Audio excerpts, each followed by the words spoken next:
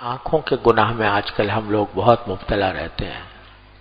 اللہ بچائے، باہر نکلو تو آنکھوں کو پناہ نہیں ملتی، اور اب تو گھر گھر لوگوں کے پاس ایسے آلات آ گئے ہیں کہ آنکھوں کا گناہ گھر گھر پھیل گیا ہے۔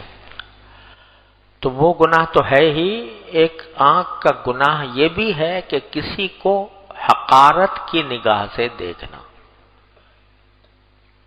کسی کو حقارت کی نگاہ سے دیکھنا، یہ بھی آنکھ کا ایک بہت بڑا گناہ ہے۔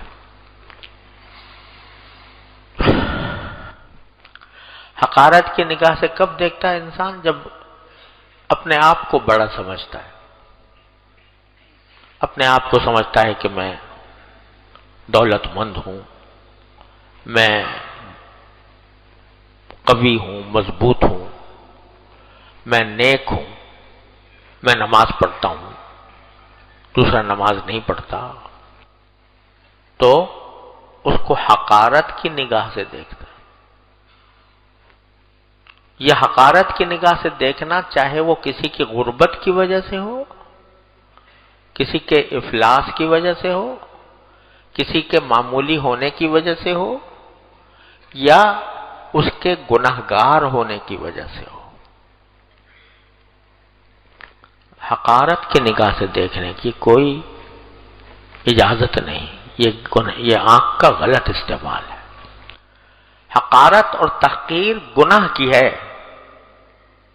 گناہ کو حقیر سمجھنا چاہیے اور گناہ کی تحقیر بھی کرنی چاہیے، لیکن جو شخص گناہ میں مبتلا ہے اس کو حقارت سے نہ دیکھو، اس کو رحم کی نگاہ سے دیکھو، ترس کھانے کی نگاہ سے دیکھو۔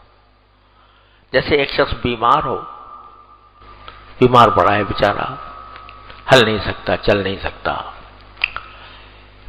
اسپتال میں پڑا ہوا ہے، آلات لگے ہوئے ہیں، بیمار ہے، تو کیا بتاؤ کہ تم اس کو حقارت سے دیکھو گے کہ کتنا حقیر ہے، کتنا بیمار ہو گیا؟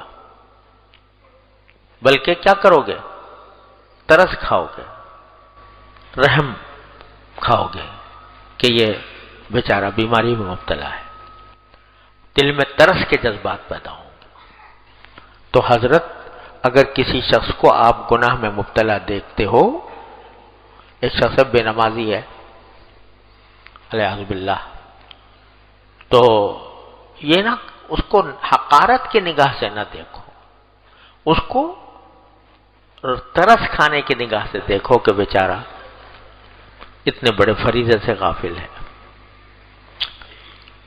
اللہ تبارک و تعالی سے دعا کرو، جیسے ایک بیمار کی دعا کی جاتی ہے، بیمار کے لیے دعا کی جاتی ہے، بیمار کا کچھ علاج، اگر علاج بس میں ہو تو علاج کر لو، کچھ سمجھانا چاہو اس کو محبت سے سمجھا دو، اور اس کو بات پہنچا دو، تبلیغ کر دو، دعوت دے دو، اور دعا بھی، جیسے بیمار کو دیکھ کر دعا کی جاتی ہے کہ یا اللہ اس کو تندرست کر دے، یا اللہ اس کو صحت دے دے، اسی طریقے سے اس شخص کے حق میں بھی دعا کرو کہ یا اللہ اس کو اپنی رحمت سے اس گناہ سے نکال لے، نافرمانی کی زندگی سے نکال لے، اس کو ہدایت عطا فرما دے۔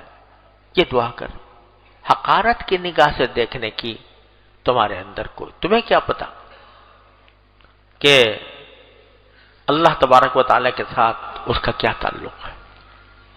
دیکھنے میں پتہ نہیں چلتا، لیکن کیا پتا کسی وقت اس کی زندگی میں ایسا انقلاب آ جائے کہ تم کو میلوں پیچھے چھوڑ جائے۔ اس واسطے حقارت سے کسی کو نہ دیکھو، کسی کو نہیں۔ حقارت سے دیکھنا یہ کیا ہے؟ یہ گناہ ہے، یہ آنکھ کا گناہ